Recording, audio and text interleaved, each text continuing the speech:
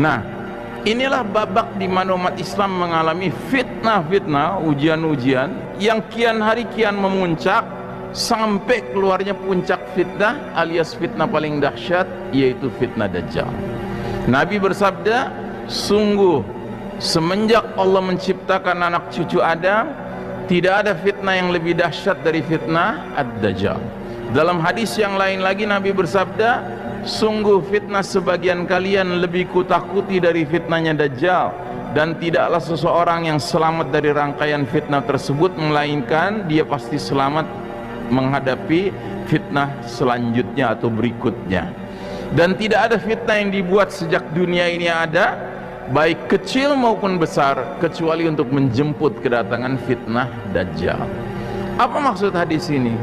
Maksud hadis ini, perjalanan umat manusia dari awal sampai akhir, Pak, itu fitnah akan makin berat, Pak, sampai si Dajjal keluar. Dajjal itu puncaknya fitnah, Pak. Dan kita sekarang hidup di era yang kata para pengamat akhir zaman, Dajjal tampaknya sudah di pengkolan jalan, Pak. Itu puncaknya fitnah. Kita hidup di era menjelang puncaknya fitnah. Saya tidak bermaksud menakut-nakuti, Pak. Kalau Anda merasakan fitnah sekarang banyak dan dahsyat, besok lebih berat, Pak. Lusa lebih berat. Akan terus begitu. Ya. Get ready. This will be a tough ride. Ya. Siap-siap. Ini perjalanan kita makin berat, Pak. Bukan makin ringan. Ya. Nah, namun demikian, ada satu hal yang lebih mengkhawatirkan lagi. Saya minta waktu dikit ya. Sekalipun oknum Dajjal belum keluar, namun umat Islam di dalam sistem kafir syirik dunia modern dewasa ini harus menghadapi fitnah yang kata Nabi Muhammad SAW lebih beliau takuti dari fitnah Dajjal menimpa umat ini. Ini disebutkan oleh sahabat Abu Dzar Al-Ghifari radhiyallahu an. Dia dengar langsung dari Nabi. Kata beliau, suatu ketika aku bergandengan tangan jalan bersama Rasul menuju rumah beliau. Rasul mau pulang. Tiba-tiba kata Nabi, ghairud dajjalu akhwafu ala ummati minad dajjal. Sungguh selain Dajjal ada yang lebih kutakuti atas umatku.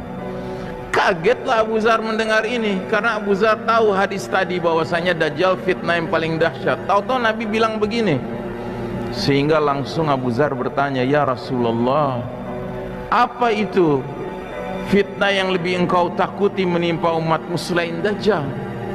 Kata Nabi, al-a'immatu al-mudillin, para imam yang menyesatkan.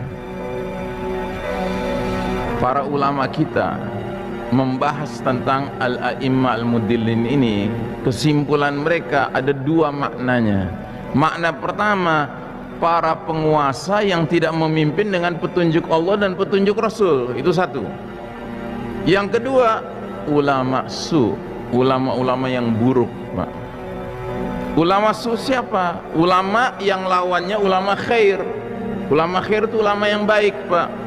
Ciri ulama yang baik itu apa? Dua, takutnya hanya kepada Allah, dan antara ilmu dan amalnya klop. Kalau ulama su justru sebaliknya, takutnya kepada selain Allah, dan biasanya kepada siapa dia takutnya? Pada nomor satu, Pak, para penguasa yang tidak memimpin dengan ketentuan Allah dan Rasulnya. Dan yang kedua, antara ilmu dan amal mereka berseberangan jalan, nggak ketemu. Gitu. Pertanyaan saya, di zaman kita sekarang ini, makna yang mana yang hadir? Nomor satu apa nomor dua? Apa? Paket hemat, Pak. Dua-duanya hadir. Gitu. Bayangkan, ya. Makanya kacau, Pak, dunia sekarang. Yang punya otoritas sosial politik dengan yang punya otoritas keagamaan kerja sama, ya kan? Sehingga udah sezolim apapun si pemilik otoritas sosial politik ini, yang punya otoritas keagamaan mengatakan, jangan dikritik, khawarij kamu mau kritik. Na'udzubillahi min dzalik. Ya. Dalam Islam yang namanya pemimpin itu ada dua macam. Makanya Nabi sampai mengatakan, sekalipun kamu dicambuk ya kan tetap taat sama dia. Itu kapan? Di babak ketiga tadi. Dulu di babak ketiga, ketika khalifahnya masih menyatakan Quran dan Sunnah sebagai sumber keputusan ya. Nah jadi saudaraku rahimakumullah, sampai Nabi mengatakan dalam sebuah hadis, sudah sampaikah kepada kalian sepeninggalku nanti akan muncul para pemimpin yang barang siapa memasuki mereka itu maksudnya mendekati mereka, sekitar mereka, mendukung mereka ya kan. Kedua, membiarkan kedustaan mereka, dan ketiga, mendukung kezaliman mereka. Kata Nabi, 3 kesialan dia akan dapatkan. Yang pertama, lastu laisa minni, dia tidak termasuk golonganku, nggak diaku sama Nabi sebagai golongan Nabi Muhammad SAW. Yang kedua, walastu minhu, dan aku tidak termasuk golongan dia, artinya Nabi nggak mau dikait-kaitkan dengan dia. Dan yang ketiga, dia tidak akan mendatangi telagaku. Telaga Nabi itu adalah Al-Haud. Di hari berbangkit nanti Nabi berdiri di samping sebuah telaga, isinya air jernih, air bersih. Dia akan bagikan kepada setiap muslim yang datang kepada dia ya.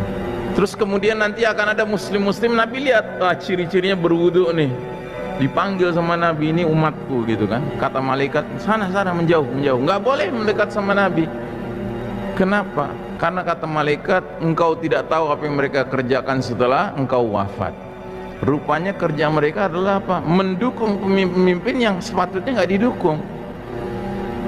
Karenanya Nabi terus mengatakan, adapun barang siapa yang tidak memasuki mereka, jadi nggak deket-deket sama mereka, jaga jarak, terus tidak membantu kezaliman mereka, tidak membenarkan kedustaan mereka, 3 fadilah mereka akan dapatkan. Pertama, fahuwa minni, diaku sama Nabi sebagai golongan umat Muhammad SAW.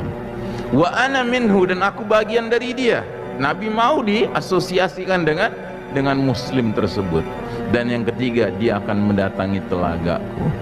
Nah jadi saudaraku rahimakumullah, fa'tabiru ya ulil absar, berfikirlah wahai saudara-saudaraku yang mempunyai akal, bahwa hakikat kepemimpinan bukan sekedar dia secara formal dia aku sebagai pemimpin, tidak, tapi dia memimpin dengan ketentuan Allah dan Rasulnya. Itu yang menjadi sebab kita mentaati dia. Tapi kalau dia tidak mengajak kita kepada Quran dan Sunnah, apa alasannya kita mengikuti dia ya. Tapi Ustadz, ada hadis mengatakan sekalipun budak kita harus taat sama dia. Tolong hadisnya dibaca lengkap, karena hadis itu harus didukung dengan hadis yang lain yang mengatakan sekalipun kalian dipimpin oleh budak yang hitam dari Habasyah, dari Ethiopia, yakudukum bi kitabillah, memimpin kalian dengan kitab Allah, isma'u wati'u, dengar dan taat pada dia. Ada catatannya Pak, itu budak tetap memimpin dengan ketentuan kitab Allah ya. Ini nggak ada kitab apa yang dipegang gitu ya. Itu ya kan, ngapain kita nurut sama pihak yang hakikatnya ngajak kita ke Allah dan Rasulnya. Nah jadi saudaraku rahimakumullah, era mulkan Jabrian di mana sistem Dajjal, bentukan kaum kafir Yahudi Nasrani sedang menguasai dunia, didukung oleh para pemimpin yang menyesatkan ini, telah melahirkan peradaban penuh dosa sehingga memurtadkan banyak umat Islam. Dan kegelapan yang kita alami sekarang berawal dari kegelapan yang sifatnya maknawi, namun dengan berjalannya waktu dia akan semakin pekat sampai Allah Ta'ala mentakdirkan datangnya kegelapan yang fisik. Apa itu? Peristiwa Ad-Dukhan. Ad-Dukhan dikatakan oleh Allah dalam surat Ad-Dukhan di ayat ke-11-nya, yaghshan nas, meliputi semua manusia, wa hadza adzabun alim, ini azab yang pedih.